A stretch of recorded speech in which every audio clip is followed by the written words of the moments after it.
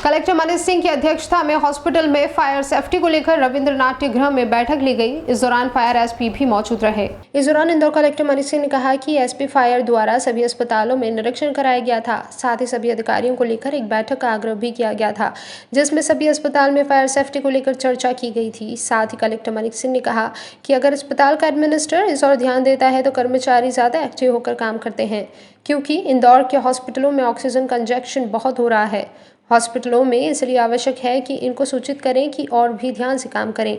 Fire safety के नाम से जो मेजर इक्विपमेंट हैं उसके लिए आज बैठक रखी गई थी।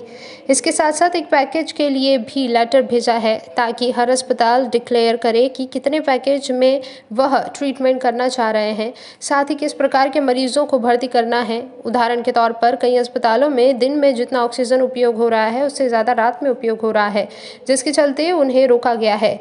ये पाया गया है कि रात में अस्पताल का स्टाफ द्वारा आईसीयू का ठीक ढंग से मैनेज नहीं किया जाता है, जिसके चलते ऑक्सीजन वेस्टेज हो रहा है। ऑक्सीजन और फायर सेफ्टी जैसे विषयों पर उस पर डॉक्टरों द्वारा विस्तृत चर्चा भी की गई।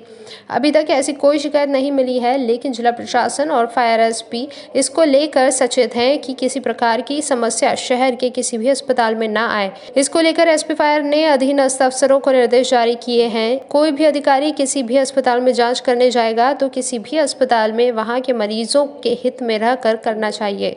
अभी जो एसपी फायर है हमारे, एक बार उन्होंने सभी अस्पतालों में निरीक्षण करवाया था और उनके द्वारा हमको बतलाया भी गया था कि सब एक बार कंबाइंड मीटिंग हो जाए ताकि सभी अस्पताल सचेत हो जाएं। जब एडमिनिस्ट्रेशन ध्यान देता है तो ज़्यादा प्रोएक्टिव होकर काम करते हैं, क्योंकि ऑक्सीजन कंजम्पशन बहुत हो रहा है हॉस्पिटल्स में इस समय।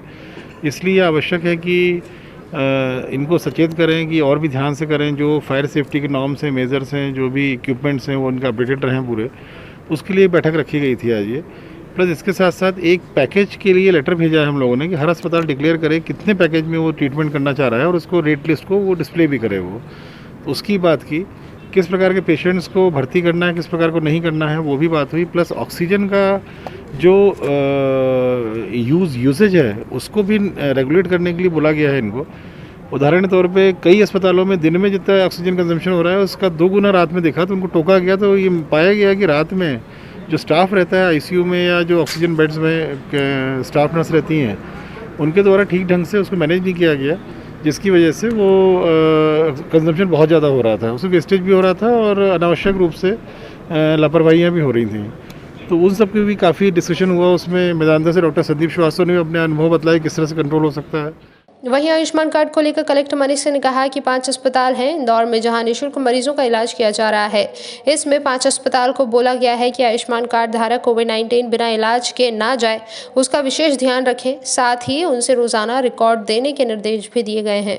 तो कई बार ऐसा लगता होगा कि कोई स्टाफ गया है तो इरिटेटिव फील करते होंगे, पर ऐसा कोई शिकायत स्पेसिफिक ऐसी शिकायत नहीं मिली है। पर इसको हम और एसपी फायर दोनों इस बात को बिल्कुल सचेत रूप से देख रहे हैं कि किसी प्रकार की समस्या किसी भी अस्पताल को ना आए। तो ये हमने भी एसपी साहब को बोला है, फायर के एसपी साहब ने भी अधीनस्थों को बोला है ये कि कोई भी अधिकारी अब जब इंस्पेक्शन करने जाएगा तो किसी भी अस्पताल में अपने को वहाँ के मरीजों के हित में ये सब चीज़ें करनी है, कहीं कोई हरेसमेंट नहीं हो, ये पहले से समझा दिया गया है।